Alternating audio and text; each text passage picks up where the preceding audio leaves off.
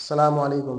عربی زبان کو بالکل شروع سے سیکھنے کے لیے آج کا ہمارا یہ 27واں سبق ہے۔ اس سے پہلے ہمارے 26 اسباق مکمل ہو گئے۔ 26ویں سبق کا ہمارا عنوان تھا مبتدا اور خبر کے قواعد۔ تو 2 قاعدے ہم نے پڑھ لیے، آج کے سبق میں مزید قاعدے پڑھیں گے۔ تو ہمارا عنوان ہوگا مبتدا اور خبر کے قواعد۔ مبتدا اور خبر کے قواعد۔ کیا؟ مبتدا اور خبر کے قواعد، یہ ہے ہمارا آج کا عنوان۔ یہی ہمارا عنوان کل بھی تھا، یعنی 26ویں ویڈیو میں۔ اور سبق نمبر ہے ہمارا سبق نمبر 27۔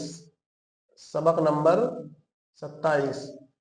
تو ہمارا قاعدہ نمبر 3، چونکہ 2 قاعدے ہمارے آ چکے اس لیے ہم آج لکھیں گے، کیا لکھیں گے ہم؟ قاعدہ نمبر 3۔ قاعدہ نمبر 3،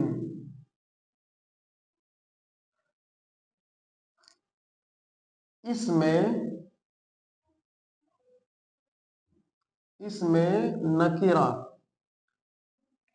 میں نکرہ پر الف لام، اس میں نکرہ پر الف لام داخل، اس میں نکرہ پر الف لام داخل کرنے سے، اس میں نکرہ پر الف لام داخل کرنے سے معرفہ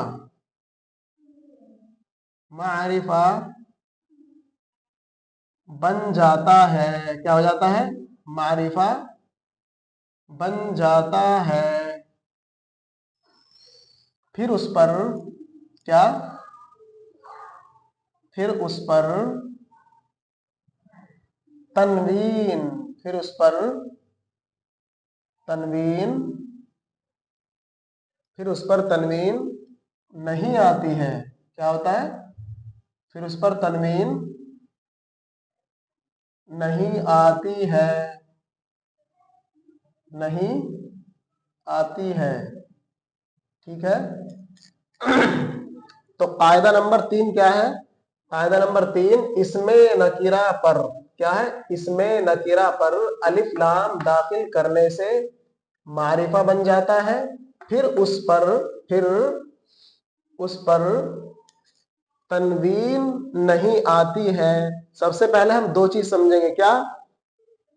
نکرہ، ٹھیک ہے؟ پھر ہم سمجھیں گے معرفہ۔ ان دونوں کو سمجھیں گے، اس کے بعد یہ قاعدہ سمجھ میں آئے گا۔ آج ہم اسی کو پہلے سمجھیں گے۔ دراصل جو معرفہ ہوتا ہے وہ متعین ہوتا ہے، اور جو نکرہ ہوتا ہے وہ غیر متعین ہوتا ہے۔ جیسے میں آپ سے کہوں مدرستن، کیا کہوں؟ مدرستن، تو کیا ترجمہ ہے؟ کوئی مدرسہ، یا ہوگا ترجمہ ایک مدرسہ۔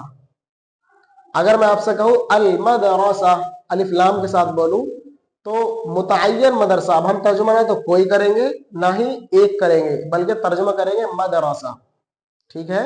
کیا ترجمہ کریں گے؟ مدرسہ۔ اسی طرح اگر آپ کہیں مسجدن تو ترجمہ ہوگا کوئی مسجد، یا ترجمہ ہوگا ایک مسجد۔ لیکن اگر آپ مسجدن نہ کہہ کر کے، تنوین نہ لگا کر کے اس پر الف لام لے آئیں، جیسے آپ کہیں المسجد، تو الف لام داخل کرنے کی وجہ سے متعین ہو گیا۔ ٹھیک ہے؟ الف لام متعین کرنے کے لیے ہی لگایا جاتا ہے، اور معرفہ بنانے کے لیے ہی لایا جاتا ہے۔ تو بہرحال معلوم ہوا کہ جو بھی اسم نکرہ ہوگا، اور نکرہ کہتے ہیں جو غیر متعین ہو، جیسے میں نے آپ کو بتایا مسجدن، ترجمہ ہوگا کوئی مسجد، یا ترجمہ ہوگا ایک مسجد۔ ٹھیک ہے؟ لیکن جب ہم کہیں گے المسجد، تو اب نہ تو کوئی ترجمہ کریں گے نہ ہی ایک ترجمہ کریں گے، بلکہ ترجمہ ہوگا مسجد۔ المسجد کا ترجمہ مسجد۔ ٹھیک ہے؟ اسی طرح آپ کہہ سکتے ہیں قلم، ترجمہ ہوگا ایک قلم، یا ترجمہ ہوگا کوئی قلم۔ لیکن جب آپ اس کو کہیں گے القلم، تو اب ترجمہ ہوگا قلم۔ تو بہرحال الف لام داخل کرنے کی وجہ سے جو اسم نکیرہ ہوتا ہے یعنی غیر متعین ہوتا ہے. جب آپ نے کوئی ترجمہ کیا قلم کوئی قلم, تو اب کوئی میں تو کوئی بھی آ گیا نا, تو اسی کو نکیرہ کہتے ہیں. ٹھیک ہے, لیکن اگر آپ نے صرف کہا قلم تو وہ متعین ہے, سمجھے, وہ متعین ہے, وہ غیر متعین نہیں ہے. تو اسی سے معلوم ہوا کہ کوئی بھی اسم اگر نکیرہ ہو اس پر اگر الف لام داخل کر دیں گے تو معرفہ ہو جائے گا, اور جب معرفہ ہو جائے گا تو پھر اس پر تنوین نہیں آئے گی. سمجھے, تنوین یعنی دو زبر دو زیر دو پیش. جیسے مدرسۃ, جیسے مدرسۃ, جیسے مدرسۃ, کیا ترجمہ ہوگا اس کا؟ کوئی مدرسہ. کیا اس کا ترجمہ ہوگا؟ کوئی مدرسہ. ٹھیک ہے, کیا ترجمہ ہوگا؟ کوئی مدرسہ. اور دوسرا ترجمہ کیا کر سکتے ہیں آپ اس کا؟ دوسرا ترجمہ ہوگا ایک مدرسہ. کیا؟ ایک مدرسہ. ٹھیک ہے, یہ دو ترجمے ہوں گے اس کے. ایک ترجمہ تو یہ ہوگا مدرسۃ, ایک کوئی مدرسہ. دوسرا ترجمہ ہوگا ایک مدرسہ. اب اگر ہم اس پر الف لام داخل کر دیں, یعنی ہم اسے کہیں المدرسہ, کیا ہم اسے کہیں المدرسۃ, کیا کہیں گے؟ المدرسۃ. اب ترجمہ ہوگا المدرسۃ کا, المدرسۃ کا ترجمہ ہوگا مدرسہ. کیا ترجمہ ہوگا؟ مدرسہ. ٹھیک ہے, یہ اس کا ترجمہ ہوگا. تو یہ مدرسہ نکیرہ ہے. کیا ہے؟ نکیرہ. کیا ہے یہ؟ نکیرہ.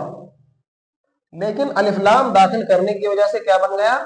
معرفہ. کیا بن گیا؟ معرفہ.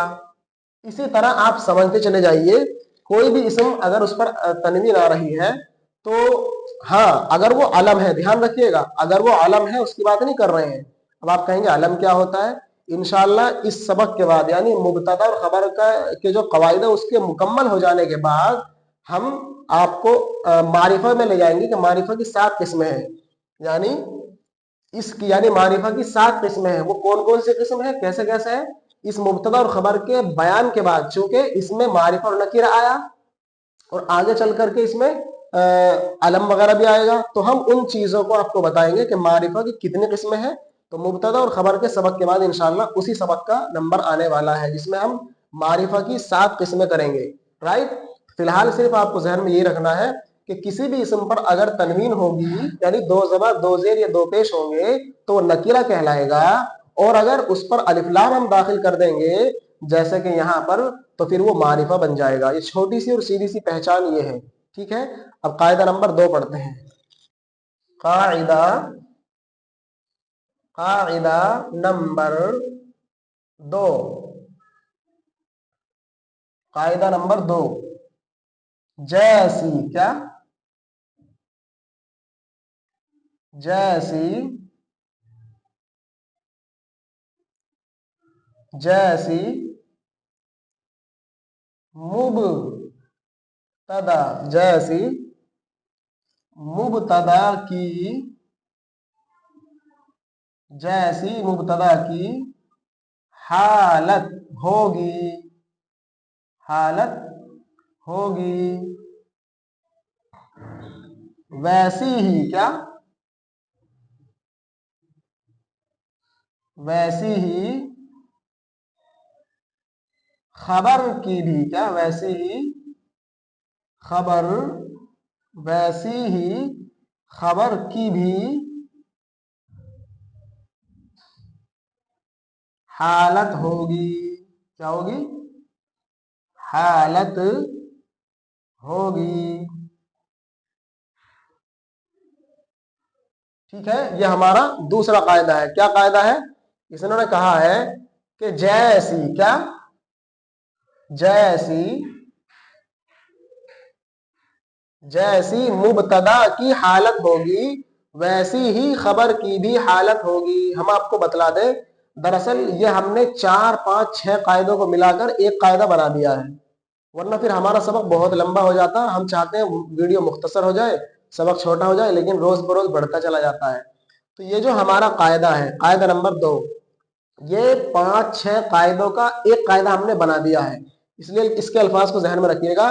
جیسی مبتدا کی حالت ہوگی ویسی ہی خبر کی بھی حالت ہوگی۔ اب اس کا مطلب کیا ہے؟ حالت کا مطلب مثال کے طور پر پہلے ایک مثال لکھتے ہیں، یہی لیں المدرسۃ، جیسے المدرسۃ، جیسے المدرسۃ کبیرہ، کیا؟ کبیرۃ، المدرسۃ کبیرۃ، جیسے المدرسۃ کبیرۃ، کیا ترجمہ؟ مدرسہ بڑا ہے۔ تو دیکھیے اب ہم آپ کو یہ سمجھا رہے ہیں کہ جیسی مبتدا کی حالت ہوگی ویسی خبر کی حالت بھی ہوگی۔ دیکھیے المدرسہ بتائیے مذکر ہے یا مؤنث ہے؟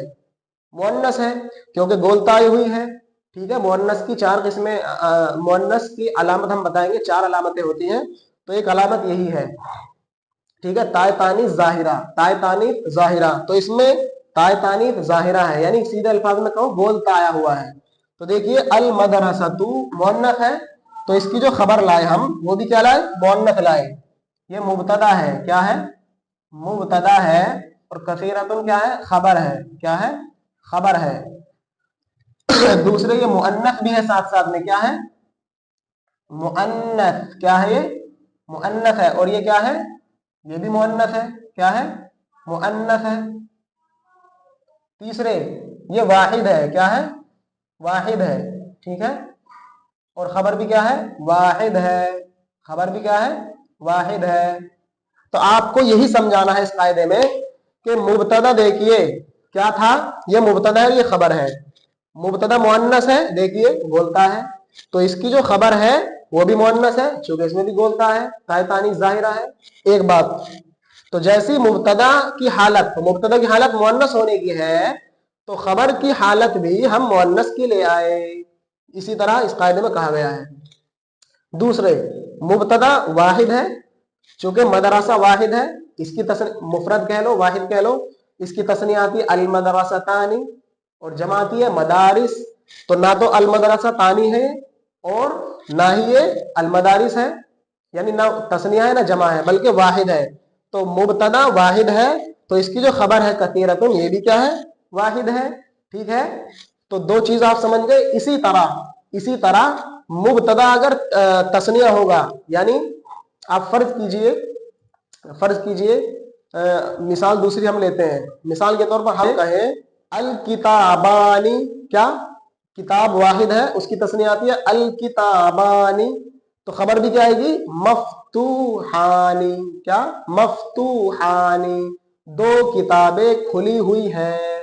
اس کو آپ لکھ لینا، اس میں لکھیں گے تو زیادہ ٹائم ہو جائے گا، اس لیے ہم بتا رہے ہیں، لیکن مثالیں الکتابانی مفتوحانی، الکتابانی کا ترجمہ 2 کتابیں، مفتوحانی کا ترجمہ کھلی ہوئی ہیں، تو 2 کتابیں کھلی ہوئی ہیں۔